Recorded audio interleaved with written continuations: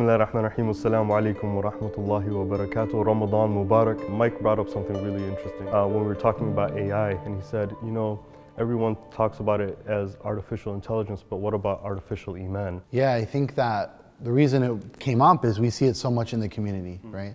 How many times do we find ourselves going through the motions of our faith rather than actually being connected to God in it? Because what's happening is we're living in a time where people are looking for spiritual hacks. We're looking for hacks for everything. And I think what we see with the proliferation of technology, especially artificial intelligence, you can just go online now into these chat GPT bots and literally ask it to do anything. Critical thinking is being removed from the equation. The trend that we've been living with for a long time, and AI really is probably just like the next step in a lot of this, is like so much of our lives are mediated by technology. And we've kind of accepted that as just like a fact of life now. And it's seeped into our understanding of what the religion is, how we ought to go about learning it. I think it's led to like a profound intellectualization of the religion, where it's like the more knowledge that you have up here, the more religious you are, the more connected you are to this religion.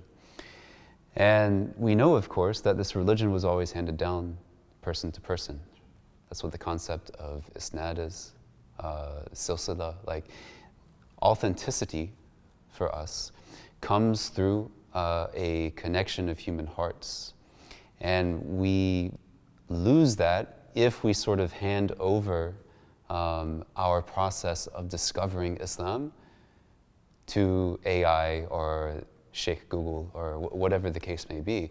That's something that gets lost in the process. So I think everything we're talking about essentially is a summary of this idea that we're not necessarily trying to get new information, because that's what you get from technology.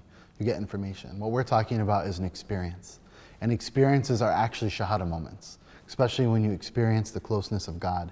And I think that what we find happening is when information is transmitted from heart to heart of people who know God or try to live a life in worship or trying to commune with their Creator, it has a special level of power that is transmitted from heart to heart that no machine, no robot can ever give you. And one of the things that I feel like I've experienced every Ramadan, no matter how well prepared I was or how observant I was at the time or how present I was in that Ramadan, that every day I fast is a new revelation for me about myself. It's a shahada moment. How do we navigate how individuals take all this information and it doesn't bog them down into being anxiety prone or in a place of overburdency? Well, I think we're drowning in information. We have access to as much information as you could possibly desire. And, to sort of like draw an analogy, you probably know this phenomenon of like getting on WebMD and diagnosing yourself. And then you just get stressed out, right? Because you're like, oh my God, like I have like all of these diseases, right? But I mean, that is what unfiltered access to information without the guidance to really like decipher and sift through it will get you. It leads you into a state of anxiety, right? So I think the antidote to this is like find a doctor, right? One thing that you ought to do is lean on someone who knows what to do with all of that information. That's right. Right? So, when it comes to this religion, you can find whatever it is you're looking for on the internet.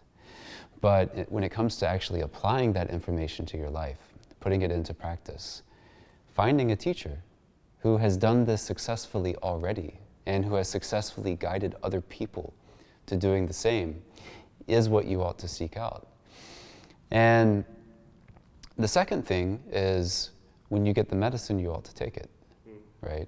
And I think for as much information that is out there, oftentimes the solution, the medicine, is so simple that it eludes us.